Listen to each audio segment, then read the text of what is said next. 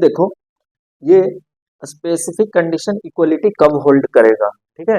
ये book question आपको previous year JEE mains में भी आ रखा है। अब आप देखो कब होगा, जब कोई भी कॉम्प्लेक्स नंबर किसी के स्केलर मल्टीपल्स हो, ठीक है।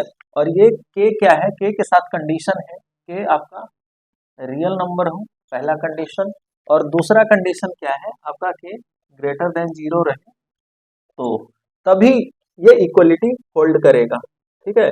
जब कोई भी उसके स्केलर टाइम्स रहे किसी भी कॉम्प्लेक्स नंबर का, और साथ ही वो ग्रेटर देन 0 रहे। आप रख लो एलएचएस में k Z2 plus Z2 is equal to k plus 1 times Z2 is equal to mod of k plus 1 times mod of Z2।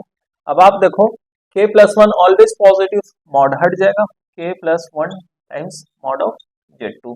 ये आपका LHS आया, ठीक है। अब आप RHS देख लो, RHS mod of k times mod of Z2 plus mod of Z2 is equal to mod of k times mod of Z2 plus mod of Z2 which is equal to mod of Z2 mod of k plus 1, ठीक है। अब आप देखो k greater than 0 की ये हो, ठीक है, तो मॉड ऑफ k भी k ही रहेगा, तो mod of Z2 times mod of Z2 times k plus 1। देखो दोनों बराबर आ गए, LHS इक्वल टू RHS, ठीक है। तो यही आपको ध्यान रखना है, इक्वलिटी कब होल्ड करेगा, जब Z1 equal to k times Z2, k belongs to R और k ग्रेटर देन 0।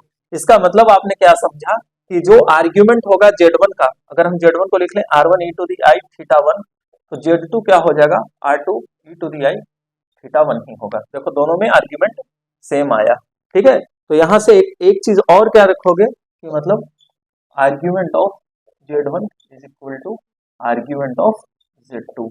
ये कंडीशन जब हो तभी ये हमारा सेटिस्फाई करेगी ये इक्वलिटी, ठीक है। तो ये हमेशा आप ध्यान रखिएगा।